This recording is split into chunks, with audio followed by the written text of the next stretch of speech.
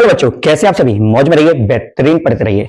आज हम बात कर रहे हैं केमिस्ट्री में क्लोरोबेंजीन की हैलोजनीकरण अपक्रिया में। काफी आईएमपी अपक्रियाएं हैं। अगर देख लिया जाए जो क्लोरोबेंजीन जो होती है उसकी अगर हम हैलोजनीकरण अगर हम देखें तो हैलोजनी है क्या, हैलोजन का जुड़ जाना ही क्या कहलाएगा, हैलोजनीकरण कहलाएगा। तो ये बात तो क्लियर है कि अगर हम बात कर लें तो हैलोजन के रूम में हम ले रहे हैं Cl2 यानी क्लोरीन ले रहे हैं।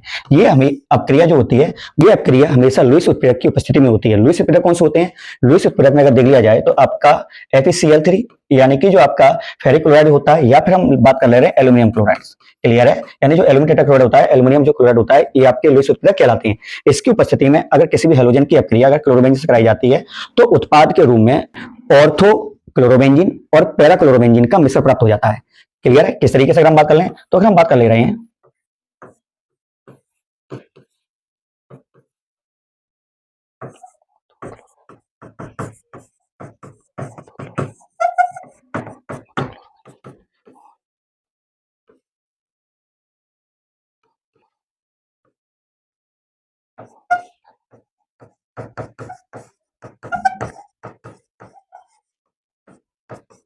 क्लियर है, जैसे उत्पाद के रूप में अगर देख लिया जाए तो आपका ऑर्थो क्लोरोबेंजीन और पैरा क्लोरोबेंजीन का मिश्रण में प्राप्त हो जाता है।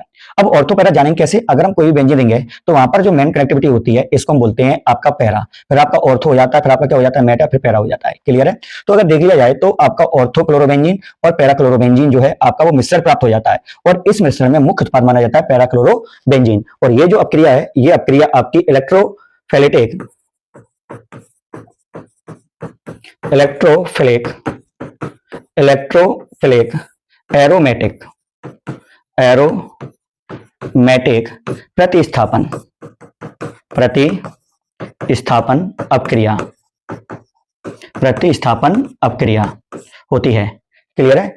हमेशा ध्यान रखिएगा कि हैलोजनीकरण जो रिएक्शन होती है वो इलेक्ट्रोफिलिक एरोमेटिक प्रतिस्थापन अपक्रिया होती है। अब यहां पर अगर देख लिया जाए, बात करें तो एक क्लोरीन जो होता है, एक क्लोरीन अगर देख लिया जाए तो इस मिश्रण में पहुंच जाता है, जबकि एक क्लोरीन जो होता है वो यहां से जब हाइड्रोजन विस्थापित होंगी तो यहां पर क्या काम कर देगा, HCl को क्या कर देगा, अलग कर देगा।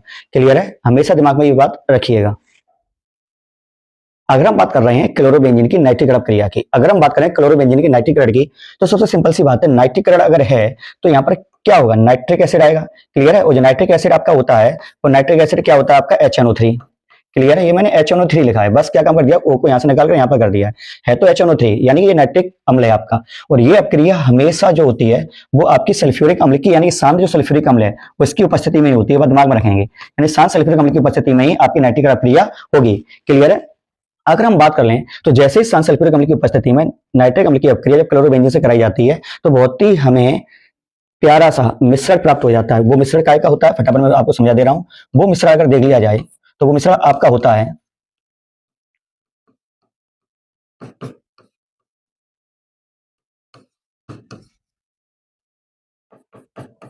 क्लियर, मैं पहले आपको बता चुका हूं जी। आपका क्या होता है, पैरा होता है जी, ऑर्थो होता है, फिर ये मेटा हो जाता है। तो अगर हम बात करें तो आपको बहुत ही प्यारा यानी ऑर्थो नाइट्रो क्लोरोबेंजीन, यानी कि ऑर्थो नाइट्रो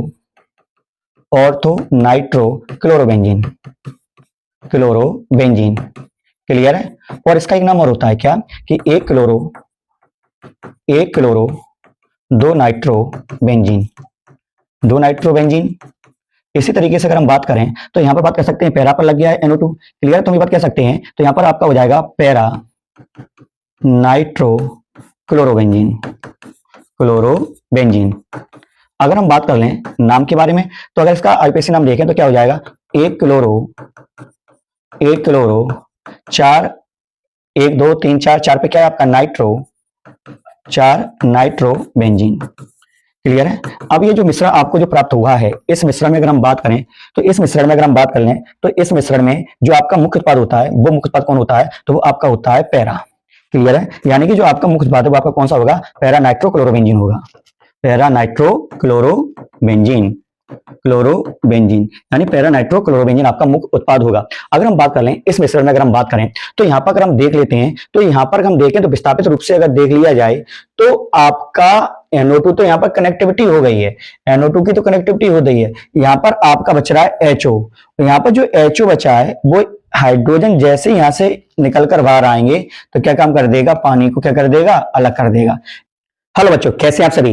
अगर हम क्लोरोबेंजीन का सल्फोनीकरण करें तो सिंपल सी बात है, नाम में ही छिपा हुआ सल्फोनी यानी सल्फ्यूरिक अम्ल की उपस्थिति में यह क्रिया आपकी संपन्न होगी। तो सल्फ्यूरिक अम्ल के बारे में अगर हम बात करें तो सल्फ्यूरिक अम्ल बड़ा सिंपल सा सूत्र होता है आपका H2SO4, क्लियर है, यानी H2SO4, क्लियर है। ये H2SO4 ही लिखा हुआ है, बस क्या है आपको समझाने के लिए, बेहतरीन तरीके से बताने के लिए बस इसको मैंने क्या कर दिया, तोड़ कर रख दिया है।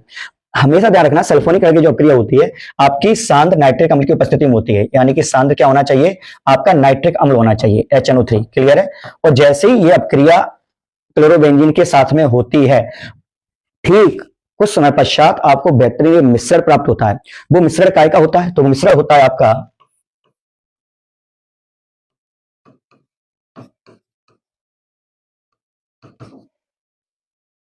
एक क्लोरो दो सल्फोनिक अम्ल, ऑर्थो क्लोरो सल्फोनिक अम्ल,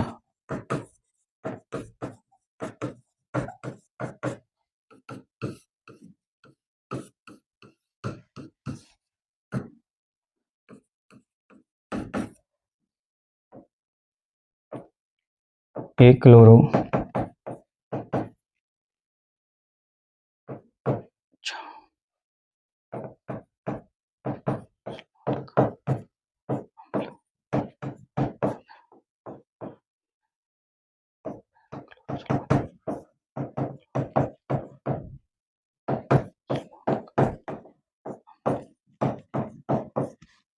क्लियर है। बहुत ही सिंपल रिएक्शंस है कि जब भी सांद्र सल्फ्यूरिक अम्ल की उपस्थिति में जब क्लोरोबेंजीन की अक्रिया सल्फ्यूरिक अम्ल के साथ कराई जाती है तो उत्पाद के रूप में अगर देख लिया जाए तो उत्पाद के रूप में हमें एक मिश्रण प्राप्त हो जाता है। वो मिश्रण आपका होता है ऑर्थोक्लोरो सल्फोनिक अम्ल का और पैराक्लोरो सल्फ्यूरिक अम्ल का। अगर हम बात करें तो एक क्लोरो दो सल्फोनिक अम्ल और एक क्लोरो चार सल्फोनिक अम्ल अगर देख लिया जाए तो आपके जो ये मिश्रण प्राप्त होते हैं, इस मिश्रण में अगर देख लिया जाए हमेशा हमेशा आपके जो पैरा वाले होते हैं ये आपके मुख्य उत्पाद माने जाते हैं, क्लियर है।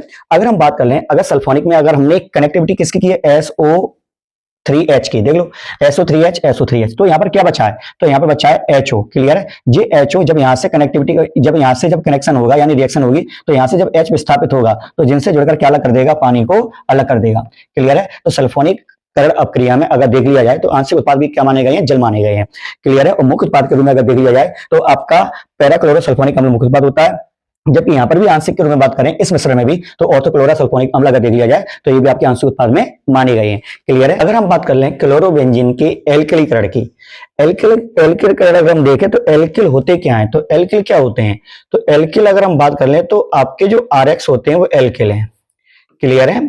ये क्लियर बात है, जो आपके RX होते हैं वो क्या है, आपके एल्किल हैं।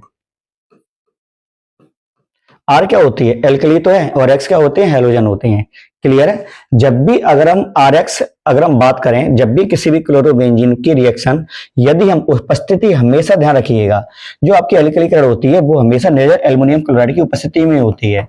किसमें, निर्जल एल्युमिनियम क्लोराइड, निर्जल एल्युमिनियम क्लोराइड की उपस्थिति में जब RX यानी कि एल्किल हेलोजन जो होते हैं उनकी अक्रिया क्लोरोबेंजीन से जब कराई जाती है तो उत्पाद के रूप में बहुत ही प्यारे दो कंपाउंड का मिश्रण प्राप्त हो जाता है। वो दो कंपाउंड कौन से होते हैं, वो बहुत ही बेहतरीन कंपाउंड होते हैं। अगर देख लिया जाए तो आपका हो जाता है R, क्लियर है। और ये तो ऑर्थो पर लग गया, और दूसरा कहां पर लगता है, आप सभी लोग जानते हैं, पैरा पर। कहां लगता है, आपका पैरा पर, क्लियर है। अगर इनके नाम देख लिए जाएं तो बड़ा सिंपल से नाम होते हैं। अगर जो आपके ऑर्थो पे आएंगे तो ऑर्थो क्या कहलाएगा, तो ऑर्थो एल्किल क्लोरोबेंजीन, क्लियर है। और ऐसे ही क्या हो जाएगा, पैरा एल्किल क्लोरोबेंजीन। और मुख्य उत्पाद के रूप में हमेशा याद रखिएगा कि जो पैरा होता है मुख्य उत्पाद होता है, यानी पैरा वाले जो कंपाउंड होते हैं वो क्या होते हैं, मुख्य उत्पाद होते हैं, क्लियर है। और अगर देख लिया जाए तो यहां से जब H विस्थापित होगी तो वो H अगर हम बात करें, जब R यहाँ कनेक्टिविटी होगी, R का जब कनेक्शन होगा तो H विस्थापित होगी तो क्या बना देगा, आपका HX। हो सकता है यहाँ Cl हो तो क्या बन जाएगा, HCl, Br होगा तो HBr, क्लियर है। बहुत ही बेहतरीन रिएक्शन है, काफी IMP रिएक्शन है। तो इन रिएक्शंस की क्या करें, आप अच्छे से रिवीजन करें, पेपर